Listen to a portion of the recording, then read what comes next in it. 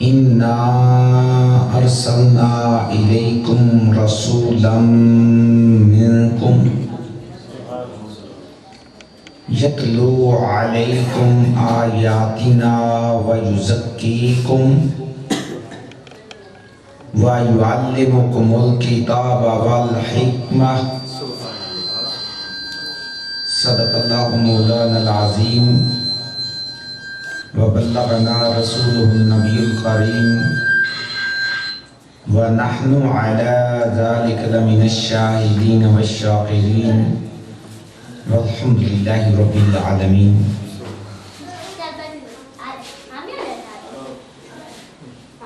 मोहब्बत और अक़ीदत के साथ करीम आक़ा सल्लल्लाहु तआला अलैहि वसल्लम की बारगाह आलिया के अंदर दरूद और सलाम का एक बार फिर नजराना पेश कर लें। अस्सलातु वस्सलामु अलैका या सय्यदी या रसूलल्लाह व अला आलिका व अस्हाबिका या सय्यदी या हबीबल्लाह। अस्सलातु वस्सलामु अलैका या रहमतल लिल आलमीन व अला आलिका व अस्हाबिका या शफीअल मुज़निबीन।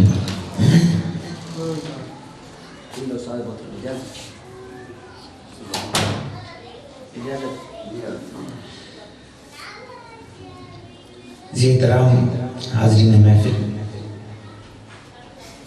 अल्लाह जल्ल मईदो की बारगाह के अंदर दुआ है आज की ये अजीम महफिल अल्लाह ताला अपनी बारगाह कुद्स के अंदर इसको शर्फ़ कबूलियत अता फरमाए। मैं इस महफिल को अजीम कह रहा हूँ और इसमें शक नहीं करना चाहिए कि ये महफिल सब महफिलों से अजीम महफिल है, क्योंकि ये महफिल जो हुजूर की मोहब्बत की याद की हम ज़मीन पर सजा के बैठे हैं, ये अल्लाह ने अपने फरिश्तों के सामने अर्श पर भी सजाई थी। सुभान अल्लाह।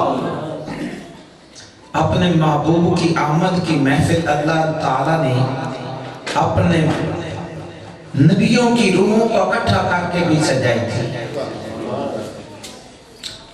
तो इसलिए इससे बड़ी महफिल कोई नहीं हो सकती कि जिस महफिल का मेरे मजलिस खुद खुदा हो और उसके सामीन ऑडियंस मलाइका हो जो या अंबिया कराम के अरवाह मुक़द्दसा हो। तो आज हम तो उस इलाही परवरदिगार आलम की वो सुन्नत अदा कर रहे हैं कि अल्लाह ताला ने इस महबूब खैरुल अनाम का तज़किरा जिक्र और महफिल पाक जो अर्श पर सजाई थी, हम उसी महफिल की एक किरण यहाँ और रहमत हासिल करने के लिए उस सुन्नत को अदा कर रहे हैं। सुभान अल्लाह। और ये अंबिया कराम की भी सुन्नत है कि उन्होंने भी हमारे नबी पाक सल्लल्लाहु तआला अलैहि वसल्लम की शानों और अज़मतों का तज़किरा किया। हज़रत ईसा अलैहिस्सलाम इरशाद फरमाते हैं, कुरान पाक में जिक्र है, मुबश्शिरन बिरसूलिन याती मिन बादी इस्मुहु अहमद। क्या मेरे मानने वालों, मुझ पर ईमान लाने वालों, गौर से सुनो, मेरे मुइज़ात देकर, मेरे कमालात देकर कि मैं क्या करता हूँ, मैं मिट्टी से परिंदे की मूर्तियां बनाता हूँ।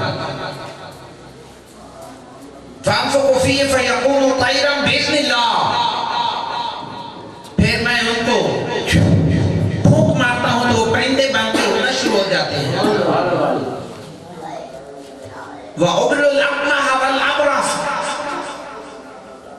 मेरा कमाल ये है कि अगर मादर जात नाबीना हो, पैदाइशी तौर पर नजर से महरूम हो या कोड़ की मर्ज में मुब्तला हो, मैं उसको ठीक कर देता हूं।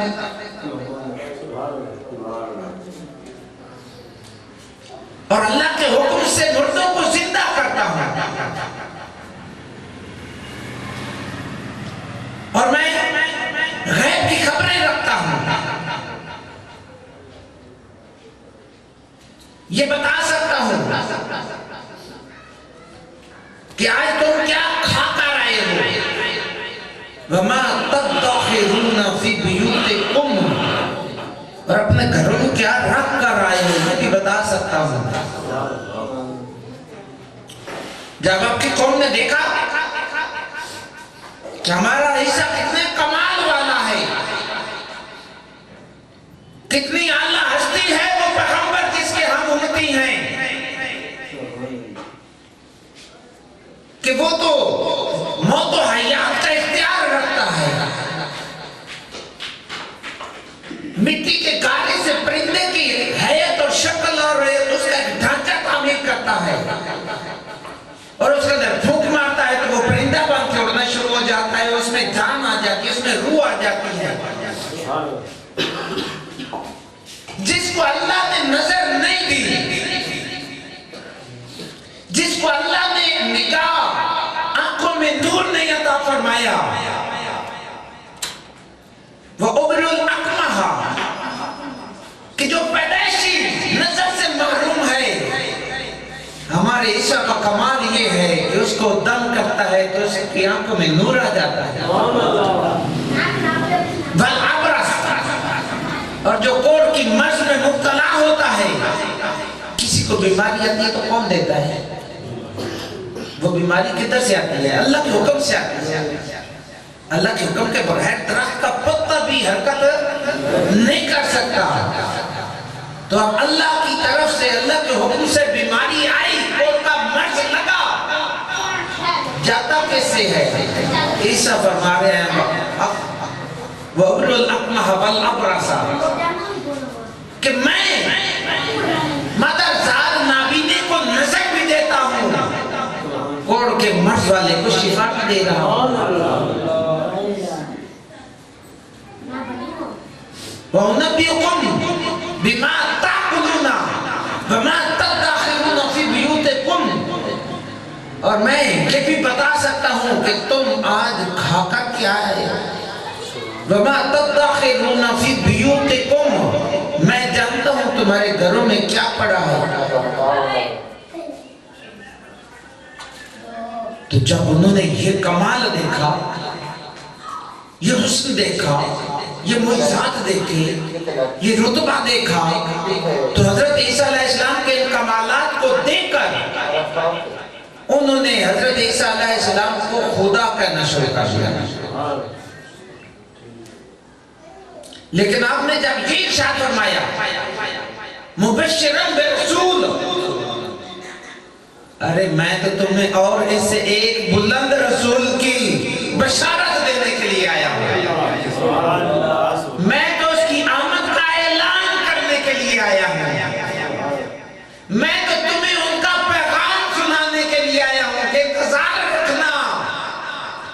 मेरे मुइज़ात और कमालात देखकर हैरान होने वालों, मेरे बाद इससे भी कोई बड़ी ऊंची हस्ती आ रही है। गुलामों ने पूछा, उम्मतियों ने पूछा, हुजूर क्या उसका कमाल आपसे भी बड़ा होगा? वो आपसे भी आला हस्ती होगी कि तुम्हारे पास ये कमाल है कि मिट्टी की मूर्ति अपने हाथों से बनाते हो, उसको फूंक मारते हो, उसमें रूह आ जाती है, उसमें जिंदगी आ जाती है, वो परिंदा बन के उड़ना शुरू हो जाता है। जो पैदाइशी नजर से महरूम है उनको दम करते हो, उसको नूर मिल जाता है, उसको नजर मिल जाती है। जो बस के मर्ज में मुब्तला होता है उसको तुम दम करते हो, वो ठीक हो जाता है। तुम गैब का इल्म रखते हो। इतने कमाल रखने के बावजूद आप इरशाद फरमा रहे हो कि वो मुझसे बड़ी हस्ती है, क्या उनका रुतबा आपसे बुलंद है? आपने इरशाद फरमाया मेरे मानने वालों, मेरे गुलामों, मेरे उम्मतियों, जिस नबी का मैं ऐलान करने के लिए आया हूं, अगर मुझे उनके नालैन के तस्मे खोलने की सआदत मिल जाए, मेरे लिए ये फख्र की बात होगी। नाराए तकबीर, नाराए रिसालत, नाराए रिसालत, शान मुस्तफा, मकाम मुस्तफा, नाराए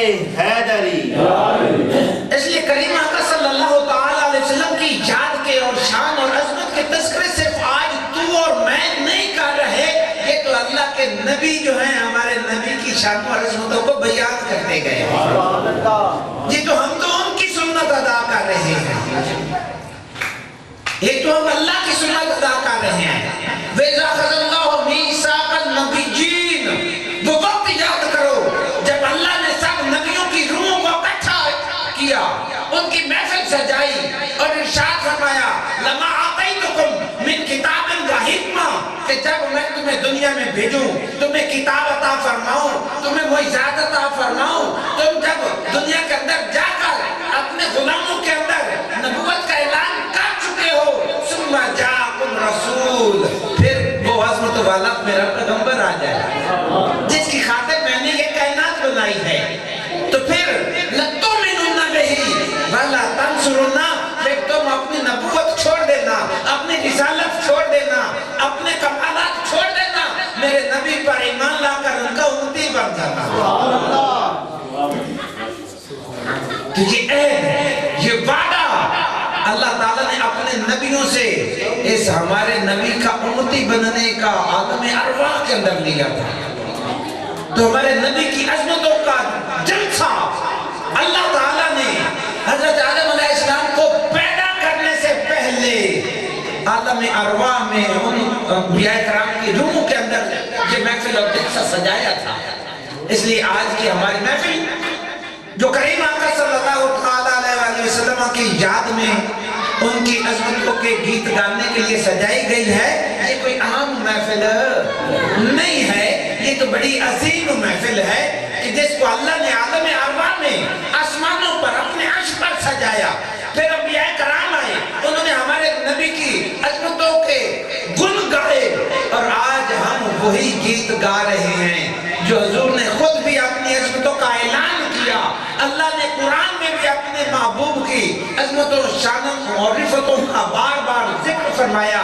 हुजूर के सहाबा ने भी हुजूर के मुइज़ात का जिक्र और तज़किरा किया, हुजूर की महफिल मिलाद सजाई, हुजूर की आमद पर अल्लाह के शुक्र की महफिल सजाई। इसलिए ये महफिल कोई आम महफिल नहीं है, बल्कि इसमें आने वाला हर आदमी बड़ा खुश नसीब है। लेकिन सिर्फ ये कह देना कि हमने हुजूर के मिलाद की महफिल सजा ली बस और कुछ करने की जरूरत नहीं है। मौलवी साहब, ये हमारी नजर यहाँ तक महदूद हो गई कि बस मिलाद की महफिल सजा ली, सब गुनाह जो है वो धुल गए और कुछ करने की जरूरत नहीं है। क्या सिर्फ महफिल मिलाद मनाने तक ही हमारी जिम्मेदारी है? नहीं। अल्लाह ताला ने किस लिए अपने रसूल को भेजा, वो मिशन याद रखना चाहिए, उस मिशन पर हमें चलना चाहिए, उस काज पर चलना चाहिए जिस काज के लिए अल्लाह ने हमारे रसूल को भेजा है। सिर्फ तज़किरे ना करते रहें, सिर्फ आपकी याद के गुण ना गुनाते रहें, बल्कि जो पैगाम आप लाए हैं, जो आप अपने हुक्म देकर गए हैं, उसके ऊपर अमल करें। तो अल्लाह ताला ने इरशाद फरमाया लक़द कान लकुम फी रसूलिल्लाहि उस्वतुन हसना, मेरे महबूब की जिंदगी तुम्हारे लिए बेहतरीन अमली नमूना है।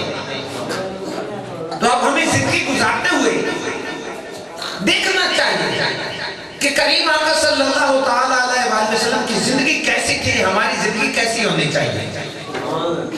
अल्लाह ने अपने रसूल को किस लिए दुनिया में भेजा था, तो जिस मकसद के लिए अल्लाह ने अपने रसूल को भेजा था, जो पैगाम आप लाए थे उस पैगाम के मुताबिक हमें अमल करना चाहिए।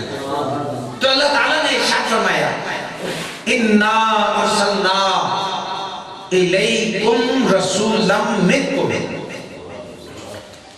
बेशक हमने आपकी तरफ एक पैगंबर भेजा, रसूल भेजा, मिनकुम, जो तुम में से ही है, यतलू अलैकुम आयातिना, वो तुम पर हमारी आयतें पढ़कर तुम्हें सुनाता भी है, वयुज़क्कीकुम, और तुम्हारे दिलों से कुफ्र गुमराही की जो गलाज़त है उसको दूर करके तुम्हारे दिलों को पाक भी करता है। वयुअल्लिमुकुमुल किताब, और अल्लाह की पाक किताब कुरान की तुम्हें तालीम दे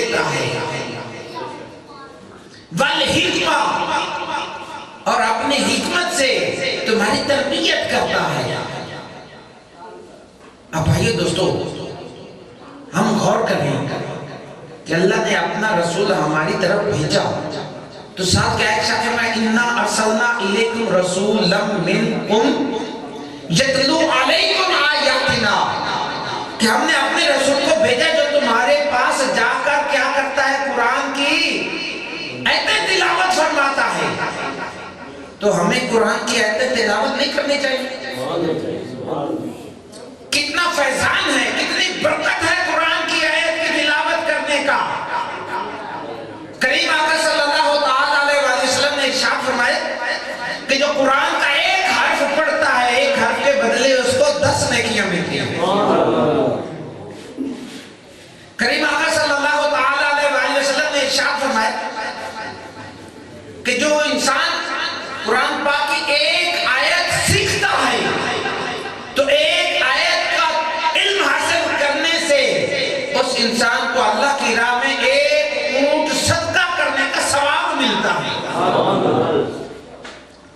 आप में से कोई है जो एक ऊंट की अकेले कुर्बानी दे सके? हम जब साल बाद जो कुर्बानी आती है ना, तो एक गाय की कुर्बानी होती है, उसमें हम 7 आदमी मिलकर एक गाय की कुर्बानी करते हैं। किसी का हौसला, किसी का शायद नादिर कामिल लोग ही होते हैं जो अपने नाम की पूरी गाय कुर्बानी देते हैं।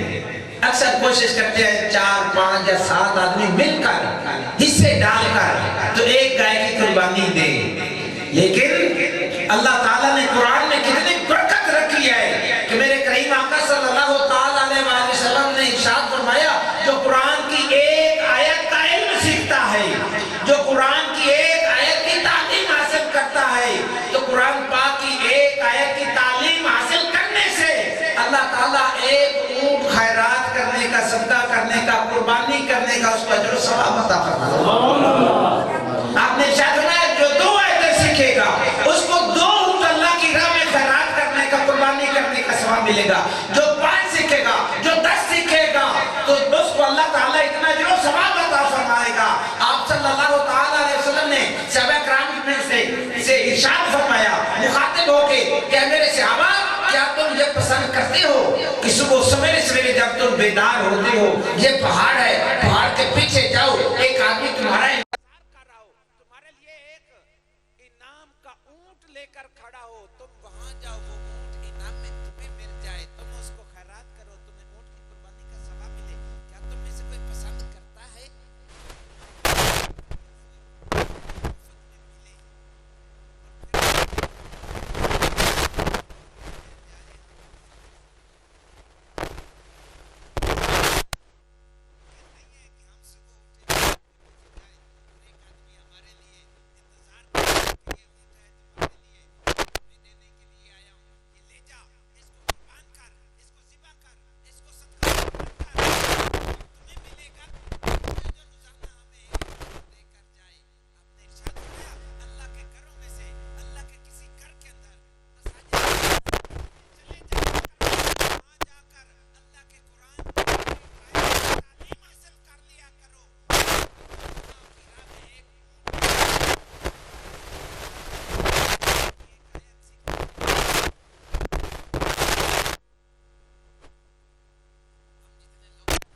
क्या आज हम सब ने कुरान पाक की तिलावत की है?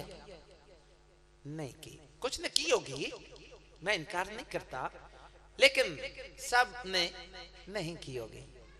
तो इसलिए हमें मामूल बनाना चाहिए कि ये अल्लाह की जो कुरान के तिलावत का अजर सवाब है, कोई जरूरी नहीं कि हम कुरान को खोल कर पढ़ें तो वो तिलावत होती है। जब नमाज पढ़ ली उसके बाद सूरह अल-हम्द शरीफ वैसे ही पढ़ ले, आयतल कुर्सी पढ़ ले, रात को सोते हुए चारों कुल शरीफ पढ़ ले, सुबह बेदार होते हैं तो उस वक्त अल-हम्द शरीफ पढ़ ले, 3 दफा सूरह इखलास पढ़ ले, तो जुबानी भी पढ़ सकते हैं। लेकिन मामूल बनाए, अपने बच्चों को इसकी तालीम दें हम कि हम इस कुरान पाक को पढ़ने की आदत बना लें। इसका फायदा क्या है? एक तो एक एक हर्फ के बदले 10-10 नेकियां मिलेंगी। दूसरा, मेरे करीम आका सल्लल्लाहु ताला अलैहि वसल्लम का फरमान है कि जिस घर के अंदर कुरान की तिलावत होती रहती है वो अल्लाह की रहमतों का मरकज बना रहता है, वहां पर अल्लाह की रहमतों की बरसात होती है। तो अल्लाह ताला ने अपने महबूब को मबूस फरमाया, हमारी तरफ भेजा, ऐलान फरमाया, इन्ना अरसलना इलैकुम, ऐ मेरे बंदो हमने तुम्हारी तरफ अपना पैगंबर भेजा, अपना रसूल भेजा, मिनकुम जो तुम में से है, करता क्या है, यतलू अलैकुम आयातिना, वो तुम्हें हमारा कुरान पढ़कर सुनाता है। लेकिन कुरान सिर्फ पढ़कर सुनना या सुनाना ये इसका मिशन नहीं है, बल्कि ये कुरान हमारे लिए अल्लाह की तरफ से एक हुक्म है, एक पैगाम है। हमें जिंदगी गुजारने का जो असूल है वो कुरान में बताया गया है। तो हमने देखना है, हमने नमाज कैसे पढ़नी, हमने रोजा कैसे रखना है, हमने ज़कात कैसे देनी है, हमारे ऊपर अल्लाह की तरफ से कौन से काम करना लाजिम है, किन कामों से बचना है, वो सब कुरान में है। ला रतबिन वला याबिसिन इल्ला फी किताबिन मुबीन, जमीन व आसमान की हर खुश्क और तर चीज का जिक्र और उसकी जो तफसील है वो कुरान में है। लेकिन कुरान पढ़ना भी फायदे से खाली नहीं है कि जहां पढ़ा जाता है वहां अल्लाह की रहमतों की बरसात होती है। जो पढ़ने वाला है, तिलावत करने वाला है, एक हर्फ के बदले उसको 10 नेकियां मिलती हैं। तो अल्लाह ने फरमाया कि बेशक मेरा पैगंबर जो तुम्हारे ऊपर कुरान पढ़ता है, इसके साथ करता क्या है, वह युज़क्कीकुम, जब ये पढ़ता है तो इसके पढ़ने से जिस तक ये कुरान की आवाज पहुंचती है उसका दिल पाक हो जाता है। अब कैसे दिल पाक होता है? हज़रत उमर फारूक रज़ी अल्लाह तआला अन्हु जब अभी कलमा नहीं पढ़ा था, अबू जहल की महफिल मजलिस लगी हुई थी और वो प्लान कर रहे थे, सोच रहे थे, डिस्कस हो रही थी कि नौज़बिल्लाह मोहम्मद सल्लल्लाहु तआला अलैहि वसल्लम से हम कैसे जान बचाएं। ये जो दिन ब दिन लोग उनके गर्विदा बनते जा रहे हैं और उनके गुलामों की तादाद बढ़ती जा रही है, हमारे लिए दर्द सर बनते जा रहे हैं, इसे कैसे जान छुड़ाई जाए। तो उस महफिल में उमर पाक बैठे हुए थे, अभी आप मुसलमान नहीं हुए थे, उसी जमात, उसी टीम, उसी ग्रुप का एक फर्द थे, उस जमात का एक हिस्सा थे। तो आप वहां से उठते हैं, कहते हैं ये रोजाना जो तुमने ये तमाशा बनाया है, मैं आज ये सब का खात्मा करता हूं, तुम्हारी सर दर्द मैं आज ही ठीक कर देता हूं, तुम्हें इस मुसीबत से मैं आज ही निजात दिला देता हूं। क्या करते हो? कहने लगा कि आज मैं उसका सारी कलम कर देता हूं जो तुम्हारे लिए दर्द सर बना हुआ है। नौज़बिल्ला उठे, तलवार हाथ में ली, चल पड़े दार अरकम की तरफ, जहां हुजूर पाक सल्लल्लाहु तआला अलैहि वसल्लम तशरीफ फरमा थे। तेवर बिगड़े हुए हैं और जोश जलाल आपके जिस्म पर, चेहरे पर नुमाया है। रास्ते में एक आदमी से मुलाकात हुई, उसने जब आपके तेवर देखे, आपका गुस्सा जलाल देखा, हाथ में नंगी तलवार देखी, तो उसने सोचा आज किसी नेक इरादे से ये नहीं जा रहा, आज बड़ी किसी मुहिम पर जा रहा है। और पूछा कहां जा रहे हो? तो अपना मिशन, अपना मकसद बताया। उन्होंने कहा जिस मोहम्मद का तो सर कलम करने जा रहा है, पहले अपने बहनोई और बहन का हाल तो पूछ, वो उसी के उम्मती और गुलाम बन चुकी है। पहले अपने घर को ठीक कर, फिर दूसरों की तरफ जाना। आपका गुस्सा और बढ़ गया और जलाल आया, रास्ता बदल लिया। उन्होंने कहा मेरी बहन और मेरे बहनों ने उनका कलमा पढ़ लिया, वो मुसलमान हो गए। तो वहां से सीधा अपनी बहन के घर पहुंचे। वहां पहुंचे तो वो कमरा, बैर का दरवाजा जो है उसको अंदर से बंद करके, तो अंदर तिलावत जो है वो एक सहाबी जो है उनको सिखा रहा था, कुरान की तालीम दे रहा था। बैर से दस्तक आई, जोर जोर से दरवाजे पर नॉकिंग की, तो अंदर से आवाज आई, कौन? बड़ी गरजदार आवाज में, उमर हूं। सब सहम गए। जो करीम आका सल्लल्लाहु अलैहि वसल्लम के सहाबी कुरान की तालीम देने के लिए आए हुए थे, उनको छुपा दिया गया कि उमर है, जलाल में है और दुश्मन है मुसलमानों का, कहीं हुजूर के गुलाम को शहीदी ना कर दे। खैर जब वो अंदर आया, पूछा क्या कर रहे हो, तो झूठ नहीं बोला। उन्होंने झूठ नहीं बोला। इस डर से अक्सर लोग झूठ बोलते हैं कि यार आज इसके हाथ में नंगी तलवार है, अगर सच बताया तो ये तो है इस्लाम का दुश्मन, तो इसके हाथ में नंगी तलवार है, हमें कत्ल कर देगा, शहीद कर देगा। नहीं नहीं, जान बचाने के लिए झूठ नहीं बोला, सच ही बोला है। फरमाया कि हम कुरान पढ़ रहे थे, हम मुसलमान हो गए हैं, अल्लाह के नबी के गुलाम बन गए हैं। अपने बहनों को मारना पीटना शुरू कर दिया। तो बहन छुड़ाने के लिए आई, बहन को भी बड़ा मारा। जब बड़ा मारा तो बहन कहती है भाई जिस खिताब का खून तेरी रगों में है उसी खिताब का खून मेरी रगों में भी है, तू मार कर देख ले, मैं मार खाकर देख लेती हूं, पता चल जाएगा आज मैदान कौन जीता है। तो जब उमर ने देखा कि अब ये हटने वाले नहीं, ये कट तो जाएंगे लेकिन हटेंगे नहीं, तो फिर कहने लगा कि अच्छा अगर तुम अपनी जिद पर ही कायम हो तो मुझे भी दिखाओ तुम क्या कर रहे थे, तुम क्या पढ़ रहे थे, कौन सा ऐसा जादू है या कौन सा ऐसा कलाम है, कौन सी ऐसी बात है कि जिसका नाम लेने के बाद अब तुम जान देने के लिए तैयार हो गए हो लेकिन उसे हटने के लिए तैयार नहीं होते। उसमें ये असर तुम्हारे अंदर कहां से आ गया, मुझे दिखाओ तो सही, मैं देखूं तो सही, उसकी कुछ तहकीक तो करूं, उसमें हकीकत क्या है, क्या तुम बहक गए हो, भटक गए हो, तुम्हें समझाऊं, पहले उसको देख कर। तो उन्होंने कहा कि अभी तू नापाक है, पलीद है, जा वुजू कर, गुस्ल कर, कपड़े बदल। खैर आप ना धोकर वुजू फरमा कर आए, हाजिर हुए तो कुरान की चंद आयत की तिलावत की गई। जब वो कुरान की आयत उमर सुनता जाता, दिन की दुनिया बदलती जाती। वो जो हुजूर का दुश्मन बन के आया था, जिसके दिल में कुफर था, जिसके दिल में इस कुरान के खिलाफ नफरत थी, जिसके दिल में इस्लाम की नफरत थी, जब उसने कुरान की आयतें सुनी दिल का कुफर छट गया, दिल से तारीकी खत्म हो गई। जैसे कि अल्लाह ताला ने इरशाद फरमाया यतलू अलैकुम आयातिना व युज़क्कीकुम, कि हमारे कुरान का फैज ये है कि कुरान तुम उनको पढ़कर सुनाते जाओ, दिल की तारीकी इसके साथ छटती जाएगी, दिल के अंधेरे दूर होते जाएंगे, दिल के अंदर ईमान का नूर पैदा हो जाएगा, कुफर मिट जाएगा, इस्लाम रोशन हो जाएगा। तो हजरत उमर ने जब कुरान की आयत की तिलावत सुनी तो दिल के अंदर हुजूर की मोहब्बत पैदा हो गई।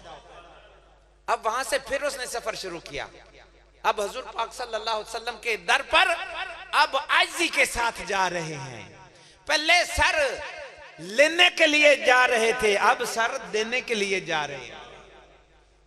तो बरादरान इस्लाम, कुरान का ये फैजान है, कुरान का ये ऐलान है कि जब कुरान पढ़ा जाता है, एक तो पढ़ने वाले को एक हरफ के बदले 10 नेकियां मिलती हैं, दूसरा उसके दिल के अंदर कुरान की तिलावत से नूर पैदा होता है, दिल के अंदर से बुग़्ज़, कीना, नफरत, हसद और हर किस्म की जो गुनाहों की आलैश होती है, कुरान की तिलावत से दिल मुज़क्का हो जाता है, दिल का तज़किया हो जाता है। अल्लाह ताला ने इस कुरान की हिकमत ये बयान फरमाई है व युज़क्कीकुम, कि इस कुरान के पढ़ने से दिल पाक हो जाते हैं, दिल का तज़किया हो जाता है, तज़किया नफ्स हो जाता है। व युअल्लिमुकुमुल किताब, साथ इरशाद फरमाया ये सिर्फ कुरान पढ़ना नहीं बल्कि मेरे रसूल हमने तुम्हारी ड्यूटी लगाई है, इनको कुरान सिखाओ कि इस कुरान में है क्या, तुमने करना क्या है। तो इसलिए इस कुरान को हमें भी सीखना चाहिए कि इस कुरान में क्या है। इसका पैगाम क्या है, ताकि जिस मकसद के लिए अल्लाह ने अपने महबूब को भेजा है हम उसके मुताबिक अपनी जिंदगी गुजार सके। अच्छा, मैं सादा सा आपसे एक सवाल करता हूं। उस्ताद साहब तशरीफ फरमा है, कुछ अगर कमी है तो रहनुमाई फरमाएंगे कि आप में से किसी का दोस्त, कोई भाई, कोई अजीज किसी दूसरे मुल्क में रहता हो। किसका रहता है? जिसका रहता है हाथ खड़ा कर। वो पीछे जो साउंड वाला बैठा है कहता जी मेरा कोई दोस्त। कौन रहता है जी? कहाँ रहते हैं? बहरीन। वहां पर कौन सी जुबान बोली जाती है? अरबी बोली जाती है। वो काफी अरसे से अगर वहां रहते हो, रहते रहते अब उनको अरबी जो है वो, जैसे हमारी उर्दू पंजाबी ये जुबान हमारी एक नॉर्मल जुबान है, हमें इसके समझने के लिए कोई प्रॉब्लम नहीं होती। अब उसको वो अरबी भी इसी तरीके से आ जाती, और वहां से अगर वो अरबी में एक लेटर लिखे, खत लिखे कि मैं अपने भाई को, भांजे को, भतीजे को, कजन को खत लिखता हूं, वो अपने इस कजन को खत वहां से लिखे अरबी लैंग्वेज के अंदर, अब अरबी जुबान के अंदर। यहां पर वो खत पहुंचे, जब यहां खत पहुंचेगा इसको पता चलेगा मेरे कजन ने मुझे वहां से खत लिखा, लेकिन ये पढ़ा हुआ है उर्दू, पंजाबी, इंग्लिश, अरबी इसको आती नहीं। तो ये उस खत को क्या करेगा जी? आप क्या करेंगे उस खत को?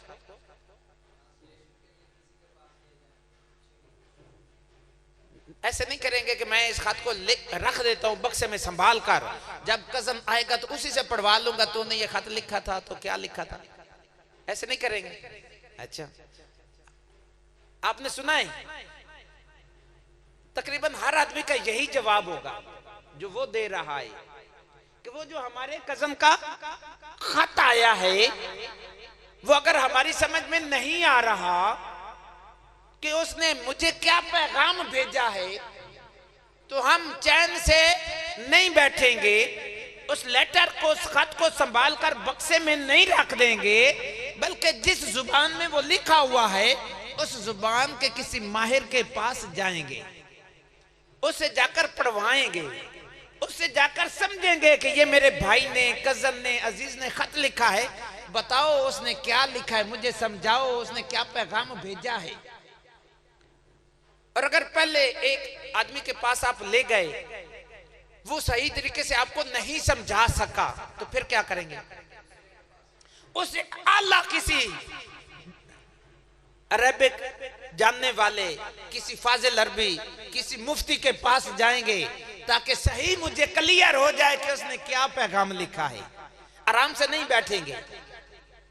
लेकिन कितना अफसोस है कि एक हमारे भाई का, एक हमारे कजन का खत आए तो वो खत हम संभाल कर नहीं रखते, उसको पहले खुद पढ़ने की कोशिश की, समझ में नहीं आया, किसी अलामा साहब के पास ले गए लेकिन पूरी समझ नहीं आई, तो हम बार बार एक के बाद दूसरे के पास उसको समझने के लिए जा रहे हैं ताकि मुझे इसकी सही समझ आ जाए कि मेरा कजन मुझे क्या कहता है।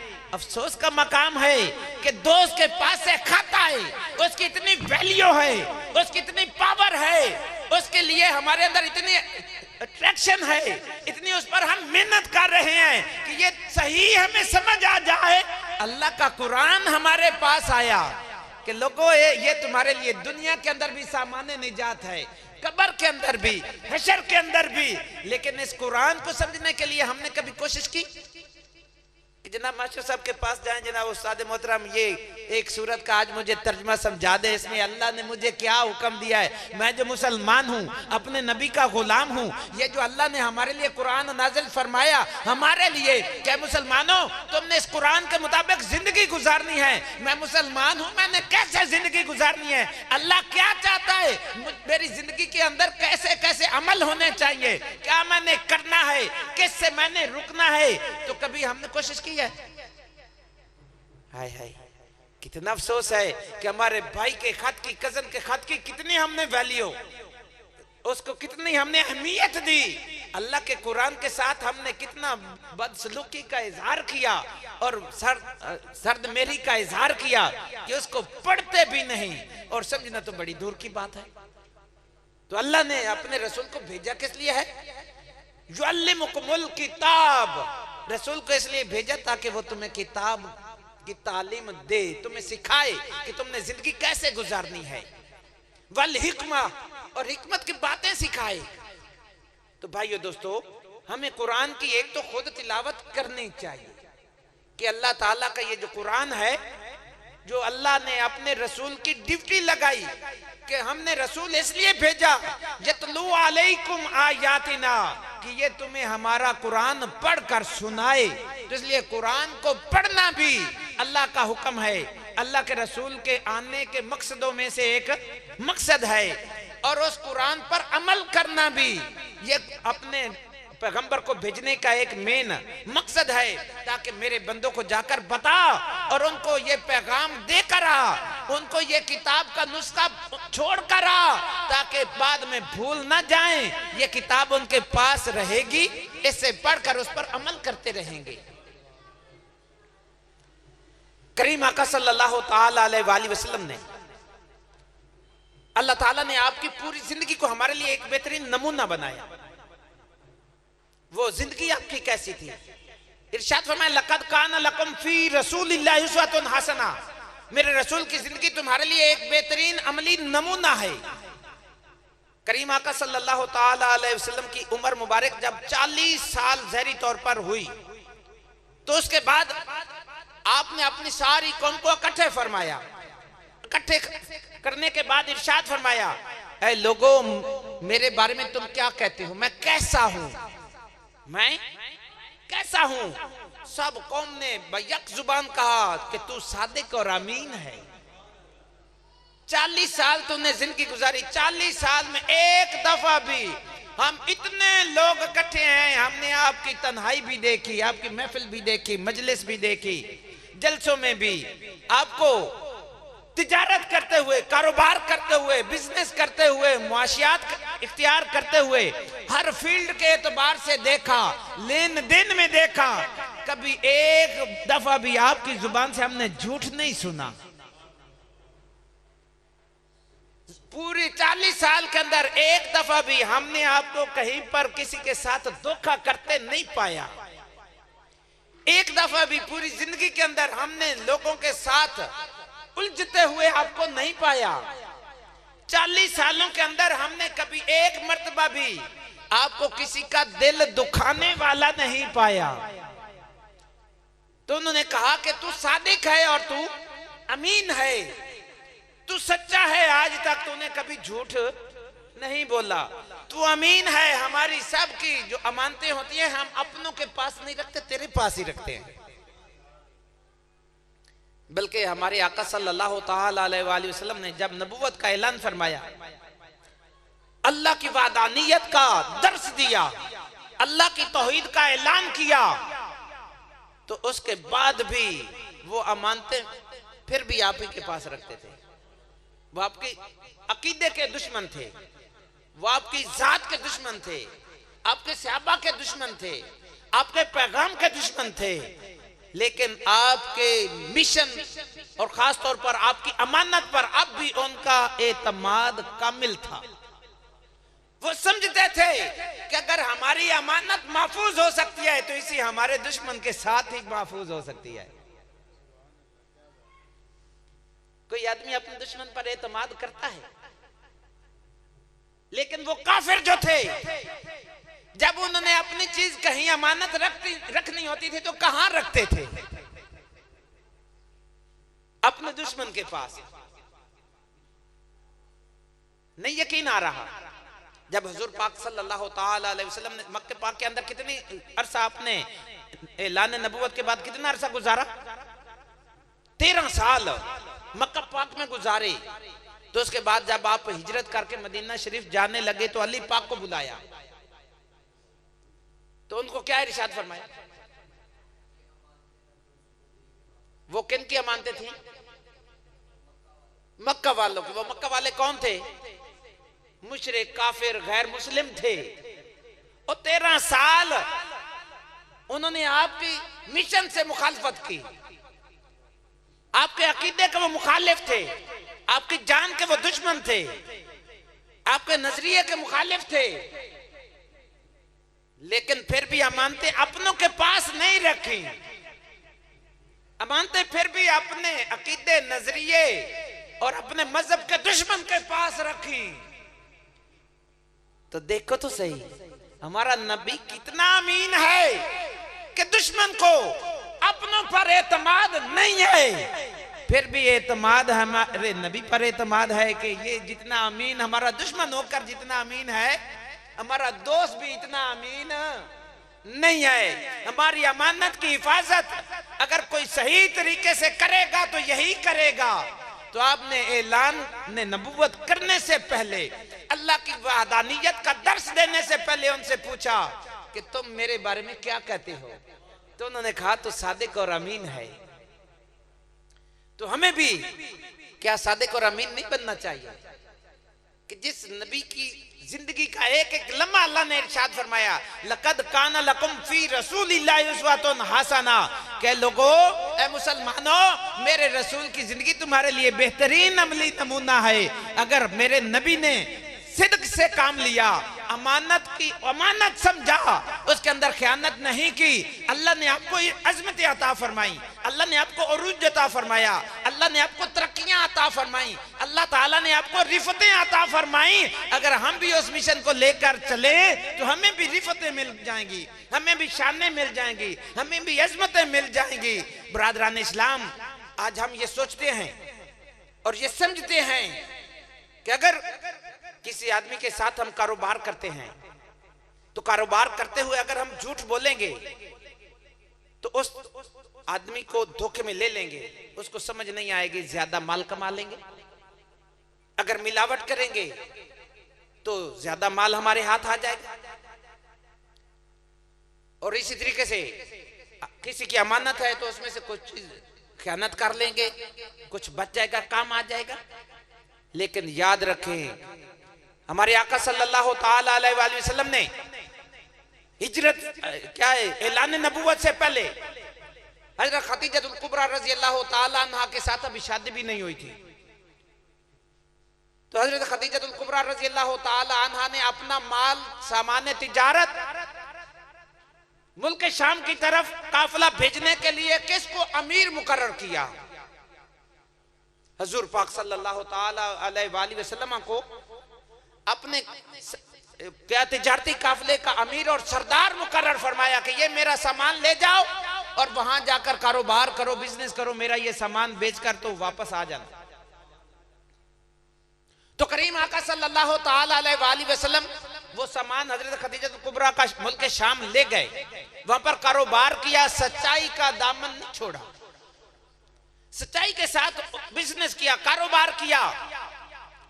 तो सच्चाई के साथ जो आपने कारोबार किया, बिजनेस किया, हजरत खदीजतुल कुबरा रज़ी अल्लाह ताला अन्हा, तारीख आप पढ़ते रहते हैं, सीरत पढ़ते रहते हैं, हिस्ट्री पढ़ते रहते हैं, सुनते रहते हैं कि जितना प्रॉफिट, जितना नफा, जितना बेनिफिट इस टूर के अंदर हजरत खदीजतुल कुबरा रज़ी अल्लाह ताला अन्हा को हासिल हुआ, इतना जिंदगी भर कभी उसको प्रॉफिट नहीं हुआ। तो हम समझते हैं कि झूठ बोला जाए और अगले आदमी को धोखा दिया जाए तो माल बढ़ता है, प्रॉफिट ज्यादा मिलता है। हम समझते हैं कोई मिलावट की जाए तो फिर प्रॉफिट ज्यादा होता है। लेकिन हमारे पैगंबर ने सच्चाई का दामन थाम कर बता दिया कि खदीजा देख ले, पहले तेरे और काफिले के अमीर बन के जाते थे, पत्नी कैसा कारोबार करते थे, मैं जो सादिक और अमीन हूं, जब मैंने सच्चाई से काम लिया अल्लाह ने कितनी बरकत अता फरमाई। इसलिए अगर सच बोलकर थोड़ा मुनाफा कमाया जाए तो उसमें भी बरकत होती है, और अगर झूठ बोलकर ज्यादा मुनाफा कमाया जाए उसमें बेबरकती होती है, उसमें नहुसत होती है, वो हराम की कमाई होती है। करीम आका सल्लल्लाहु ताला अलैहि वसल्लम ने इरशाद फरमाया कि एक आदमी अल्लाह के दरबार में आता है, वुजू करता है, नमाज पढ़ने के लिए हाजिर होता है, नमाज जल्दी जल्दी पढ़ने के बाद रब्बी ग़फिरली रब्बी ग़फिरली रब्बी ग़फिरली बार बार दुआ मांगता है, या अल्लाह मुझे बख्श देना, या अल्लाह मेरी मगफिरत कर देना, या अल्लाह मुझ पर रहम करना, या अल्लाह मेरे ऊपर करम करना। तो आपने इरशाद फरमाया जिसकी खुराक हराम है, जिसकी खुराक, उसका खाना हराम का है, उसका पीना हराम का है, उसका लिबास पहनना हराम का है, तो अब वो दुआएं मांगता है, कैसे उसकी दुआ कबूल होगी? जो झूठ बोलकर माल बेचता है, जो लोगों के साथ लेन देन में धोखाधड़ी से काम लेता है, जो आदमी कारोबार करते हुए लोगों के साथ दगा करता है, जो आदमी अमानत में खयानत करता है, तो उसकी रोजी पाक होगी। उसकी रोजी हराम। झूठ बोला, उसने थोड़ी कीमत वाली चीज की ज्यादा कीमत लोगों को शो की, 50 रुपए की आई हुई, वो कहता है 100 रुपए की ये मेरी आई हुई, झूठ बोला। अब अगला आदमी सोचेगा जिसकी 100 की आई है, अब वो 100 से कम तो नहीं देगा, उसका खर्चात भी है, मजदूरी भी है, उसने कुछ कमाना भी है, तो इसलिए चलो 120 दे देते हैं। अब बेचारा धोखे में आ गया।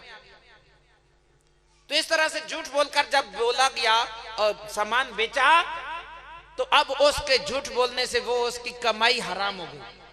अब उससे वो खुद अपनी खुराक भी खरीदता है, अपने बच्चों की परवरिश करता है, अपनी फैमिली की, घर की सारी जरूरतें, और फिर वो जाकर वही कपड़ा उससे खरीद कर पहनकर तो नमाज पढ़ रहा है। तो करीम आका सल्लल्लाहु अलैहि वसल्लम ने इरशाद फरमाया कि जिसका खाना भी हराम है, जिसका पीना भी हराम है, जिसका पहना हुआ भी हराम है, फिर वो नमाज भी पढ़ता रहे, तो नमाज पढ़ने से उसकी नमाज कबूल नहीं होती। इसलिए हमें अपने नबी के मिशन को याद रखना चाहिए, अपने नबी की सीरत को अपनाना चाहिए। जो पैगाम लेकर आए हैं उस पैगाम के मुताबिक अगर हम अपनी जिंदगी गुजारेंगे तो हमारी दुनिया भी संवर जाएगी, हमारी कब्र भी संवर जाएगी, हमारी आखिरत भी संवर जाएगी। इसलिए हमें हुजूर के पैगाम को याद रखना चाहिए। सिर्फ नारे लगाने से कुछ नहीं बनेगा।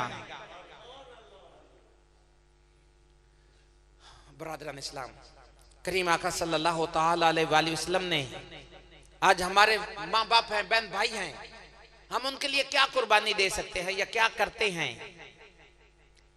हम अपनी वालिदैन की कितनी खिदमत करते हैं, कितना उसका हक अदा करते हैं?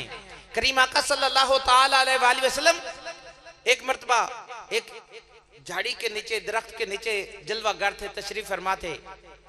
तो माई हलीमा जिसने हुजूर पाक सल्लल्लाहु ताला अलैहि वसल्लम की परवरिश की, आपकी दाइया के फराइज सर अंजाम दिए, वो हाजिर हुई। हुजूर ने अपनी कंबली वाली चादर नीचे बिछाई, उसके ऊपर उनको बिठाया। वो कुछ देर आपके पास बैठ रही। हुजूर गौर से उसकी बातें सुनते रहे। जब वो उठकर जाने लगी, हुजूर ने बहुत सारे तोहफे उसको अता फरमाए। जब वो जाने लगी, हुजूर उसके साथ साथ चलते हुए साथ साथ जा रहे हैं। तो ये सुन्नत हुजूर पाक सल्लल्लाहु ताला अलैहि वसल्लम की। सहाबा किराम ने पूछा, हुजूर बड़ी कोई मुकद्दर वाली माई थी, बड़ी कोई ऊंचे रुतबे वाली माई थी, जिसके लिए आपने खड़े होकर इस्तकबाल भी किया, अपनी मुजम्मल और मुदस्सिर वाली चादर भी बिछाई, और पूरे महफिल के अंदर, मजलिस के अंदर आपने किसी और तरफ तवज्जो ही नहीं फरमाई, उसी की बातें सुनते रहे। फिर जब वो जाने लगी, बड़े तोहफे पेश किए। जब वो जाने लगी, आप उसके पीछे पीछे सर झुकाकर उसके अदब में उसके साथ साथ जा रहे हैं। उसको काफी दूर तक आप रुखसत करने के लिए, अलविदा कहने के लिए तशरीफ लेकर गए। ये इतने मुकद्दर वाली, इतनी शानों वाली, इतनी अजमतों वाली कौन माई थी? आपने इरशाद फरमाया, ये मेरी अम्मा माई दाई हलीमा है, जिसने मुझे दूध पिलाया है। अगर रिदाई माँ का ये मकाम है तो हकीकी माँ का क्या रुतबा होगा?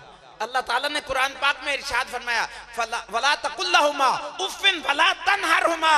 माँ बाप के सामने ऊंची आवाज से नहीं बोलना, उनके सामने उफ तक नहीं कहना, उनको ऊंची आवाज से झिड़कना नहीं है। हम माँ बाप के साथ क्या सलूक करते हैं? करीम आका सल्लल्लाहु ताला अलैहि वसल्लम ने इरशाद फरमाया कि जन्नत तुम्हारी माँ के कदमों के नीचे है। माँ की अगर जन्नत चाहते हो तो माँ बाप की खिदमत करो। इनकी खिदमत करने से माँ बाप जब राजी हो जाएंगे तो अल्लाह और उसका रसूल राजी हो जाएगा। जब अल्लाह और उसका रसूल राजी हो जाएगा तुम जन्नत के हकदार बन जाओगे। तो अल्लाह का रसूल जो हमारे पास पैगाम लाए, जो मिशन लाए, जो तरबियत आपने फरमाई, जो तालीम अता फरमाई, उस तालीम पर अमल करने की जरूरत है, उस मिशन को समझने की जरूरत है। ये मिलाद सिर्फ नारे लगाकर मनाकर और सारा साल इबादत से, नमाज से, रोजे से और हर किस्म के नेक काम से पहलू तय इख्तियार कर लेना, कारोबार करते हुए डंडी मारना, नापतोल में कमी बेशी करना, सामान के अंदर मिलावट करना, ग्राहक के साथ, अपने कस्टमर के साथ झूठ बोलकर उसको माल सेल करना, ये सारे तरीके कुरान और हदीस के खिलाफ हैं। इसलिए ना इस तरीके से हमारा खाना पाक रहेगा, ना हमारा पीना पाक रहेगा, ना हमारा लिबास पाक रहेगा, बल्कि हराम की कमाई से जो इबादत की जाती है, करीम आका सल्लल्लाहु ताला अलैहि वसल्लम ने इरशाद फरमाया, वो इबादत भी कबूल नहीं होती। तो इसलिए हमें हुजूर का मिशन, हुजूर का पैगाम याद रखना चाहिए कि करीम आका सल्लल्लाहु ताला अलैहि वसल्लम ने इरशाद फरमाया, बल्कि अल्लाह ताला ने इरशाद फरमाया, इन्ना अरसलना इलैकुम रसूलन, कि हमने तुम्हारी तरफ अपना पैगंबर और रसूल भेजा। किस लिए भेजा?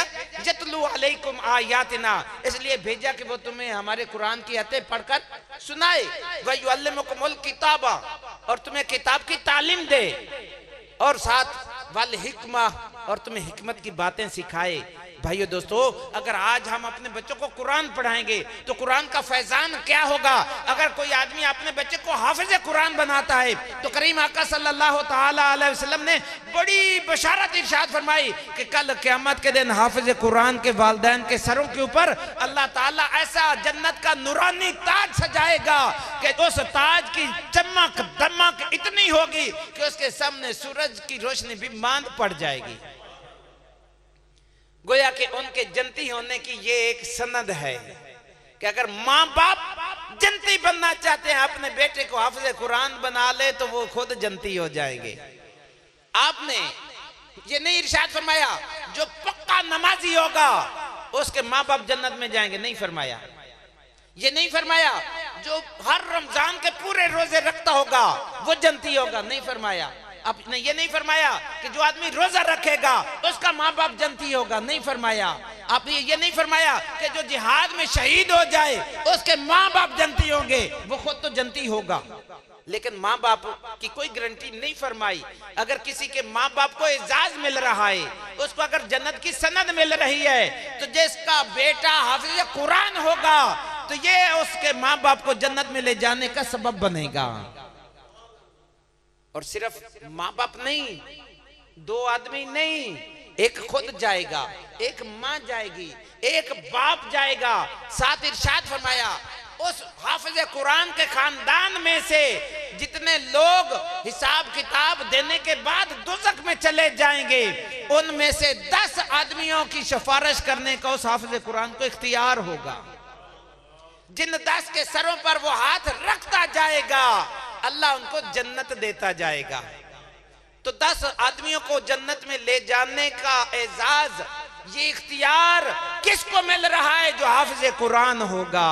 अगर हम चाहते हैं कि हम जन्नत में चले जाएं, तो अगर हम जन्नत में जाना चाहते हैं तो ये नियत कर ले कि हम अपने बेटे को हाफिज कुरान बनाएंगे या बेटी को हाफिज कुरान बनाएंगे, तो वो हमारे लिए जन्नत में जाने का सबब बन जाएगा। कोई आज है इस महफिल के अंदर जो ये इरादा कर ले, अज़म कर ले, ये नियत कर ले कि जिसके पास बेटा है वो अभी से किसी अपने बेटे को ज़हन में बिठा ले कि मैं अपने फलां बेटे को हाफिज़ कुरान बनाऊंगा। जिसके पास नहीं है, मैं दुआ करता हूँ अल्लाह उसको औलाद नरीना साले अता फरमाए और वो ये इरादा करे कि अगर मुझे अल्लाह ने बेटा दिया तो उसको हाफिज़ कुरान बनाऊंगा, ताकि कल क़यामत के दिन वो अपने लिए भी मेरे लिए भी बख्शिश का सामान बन जाए। कोई है? सुभान अल्लाह। जिन्होंने नियत की है अल्लाह ताला इनकी इस नेक नियत को शर्फ कबूलियत अता फरमाए। बरादरान इस्लाम, करीम आका सल्लल्लाहु ताला अलैहि वसल्लम की बारगाह में एक आदमी हाजिर हुआ। हाजिर होकर अर्ज करता है, हुजूर मुझे हुक्म फरमाए, अल्लाह ने हमारे लिए क्या हुक्म फरमाया है, हमें क्या बनना चाहिए, क्या करना चाहिए कि हम जन्नत में दाखिल हो जाएं। आपने इरशाद फरमाया अल्लाह ताला ने एक दिन में 5 नमाजें फर्ज फरमाई हैं, इसलिए तुमने रोजाना की 5 नमाजें पढ़नी है। वो अर्ज करता है, हुजूर इसके अलावा आप सल्लल्लाहु ताला अलैहि वसल्लम ने इरशाद फरमाया, जितनी नफली इबादत ज्यादा करोगे इतना तुम्हें सवाब ज्यादा मिलेगा। उसने कहा हुजूर मैं 5 नमाजें पढ़ता रहूंगा। अर्ज की हुजूर इसके अलावा आपने इरशाद फरमाया रमजान के रोजे फर्ज हैं, ये रोजे रखना मुसलमान पर फर्ज हैं। वो अर्ज करता है हुजूर इसके अलावा आपने इरशाद फरमाया इसके अलावा जो रोजे रखेगा उसको इबादत का सवाब मिलेगा। उसने अर्ज की हुजूर मैं रमजान के रोजे रखूंगा, नफली रोजे नहीं रखूंगा। वो अर्ज करता है हुजूर इसके अलावा आपने इरशाद फरमाया अपने माल में से जिसको अल्लाह रोजी वसी दे, माल अता फरमाए, दौलत अता फरमाए, उसमें से 40वां हिस्सा अपने माल की ज़कात अदा करे। वो अर्ज करता है हुजूर इसके अलावा आपने इरशाद फरमाया जितना ज्यादा सदका खैरात करेगा इतनी बरकत ज्यादा आएगी। उसने अर्ज की हुजूर जो ज़कात फर्ज है वो मैं पूरी अदा करूंगा। उसने अर्ज की हुजूर इसके अलावा आपने इरशाद फरमाया अगर ताकत हो तो फिर बैतुल्लाह का हज करना है जिंदगी में 1 मर्तबा कम अज कम। उसने अर्ज की हो और इसके अलावा आपने फरमाया अगर इसके बाद उम्रे और हज करे तो उसके लिए वैसे बख्शिश और बरकत है। उन्हें अर्ज की हुजूर मैं फर्ज हज जरूर अदा करूंगा। फिर ये सारी बातें पूछने के बाद उसने वादा किया मैं नमाज नहीं छोड़ूंगा, लेकिन नफली नमाज में पढ़ूं तो मेरी मर्जी, ना पढ़ूं तो मर्जी। उसने अर्ज की हुजूर मैं रमजान के रोजे पूरे रखूंगा, उसके बाद नफली रोजों की मुझे छूट है, मैं रखूं तो रखूं, ना रखूं तो मैं पाबंद नहीं हूं, वादा नहीं करता। अर्ज की हुजूर अगर मुझे अल्लाह ने सरमाया अता फरमाया तो जो मुझ पर ज़कात फर्ज बनती है वो ज़कात पूरी अदा करूंगा। ज़ैद का वादा नहीं करता, जो तौफीक हो कर दूंगा। अगर अल्लाह ने मुझे ताकत दी तो बैतुल्लाह का हज करूंगा, 1 मर्तबा फर्ज हज अदा करूंगा।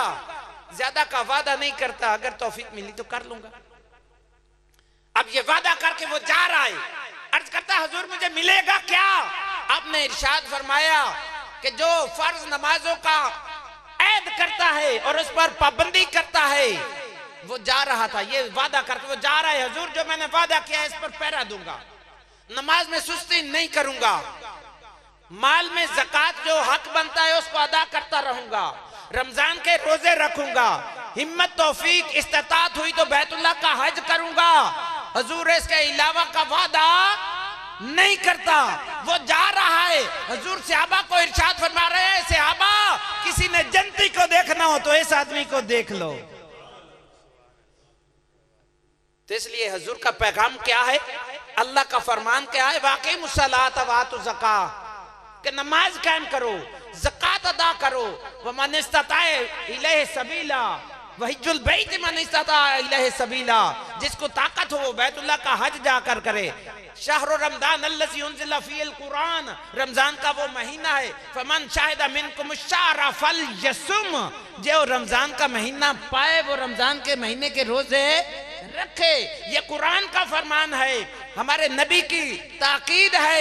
अल्लाह ने इसी तालीम के देने के लिए अपने रसूल को भेजा। मेरे पैगंबर अपने गुलामों को बताओ तुमने नमाज कैसे पढ़नी है, तुमने रोजा कैसे रखना है, तुमने ज़कात कैसे देनी है, तुमने हज कैसे करना है। अपने गुलामों को कुरान की तालीम दो, उनको कुरान पढ़कर भी सुनाओ, उनको उसका हुक्म भी समझाओ, उसको तालीम भी समझाओ। हुजूर ने इरशाद फरमाया ये जो आदमी जा रहा है उसने ये वादा किया है नमाज में सुस्ती नहीं करूंगा, ज़कात पूरी अदा करूंगा, रमजान के रोजे रखूंगा, हज बैतुल्लाह अदा करूंगा, लेकिन ज़ैद का वादा नहीं करता। हुजूर ने फरमाया किसी ने जन्नती को देखना तो इसको देख लो। तो पता चला कि अगर हम नमाज पूरी पढ़ना शुरू कर दें, ज्यादा नफल इबादतें ना करें, अगर हम अपने माल की ज़कात पूरी अदा करना शुरू कर दें, ज्यादा सदकात और खैरात का रास्ता ना भी इख्तियार करें, अगर रमजान के रोजे रखना शुरू कर दें, ज्यादा नफली रोजे ना भी रखें, अगर इस्तिताअत ताकत हो बैतुल्लाह के हज की और वो हम कर लें, ज्यादा उम्रे वगैरह ना भी करें, तो मेरे करीम आका सल्लल्लाहु ताला अलैहि वसल्लम की बशारत है कि वो आदमी जन्नती है। इसलिए जो हुजूर पैगाम लेकर आए उसके ऊपर अमल की कोशिश करनी चाहिए। अल्लाह जल्ल मईदू की बारगाह में दुआ है कि हमें अल्लाह ताला सिर्फ ये नारे लगाने तक ना रखे, बल्कि हजूर को अल्लाह ताला ने जिस मकसद के लिए मबूस फरमाया, जो पैगाम आप लाए, अल्लाह ताला उस पैगाम पर हमें अमल करने की तौफीक ता फरमाए। हमें कामिल मोमिन बनकर पंजगाना नमाज पढ़ने वाला, अपने माल की सही ज़कात अदा करने वाला, सच बोलने वाला, दयानत और अमानत इख्तियार करने वाला बनाए, ताकि कल क़यामत के दिन हम अल्लाह ताला के दरबार के अंदर अपने महबूब के उसवे हसना पर अमल करने के साथ साथ आपकी सफ के अंदर, अगली सफ के अंदर हम खड़े हों और अल्लाह की तरफ से हमारे लिए बख्शिश का पैगाम हो। अल्लाह जल्ल मजदू आपका आना, हमारा सबका इसमें शरीक होना, इसको कबूल फरमा कर जरिया निजात बनाए। वाखिर दावाना अनिल हम्दुलिल्लाहि रब्बिल आलमीन।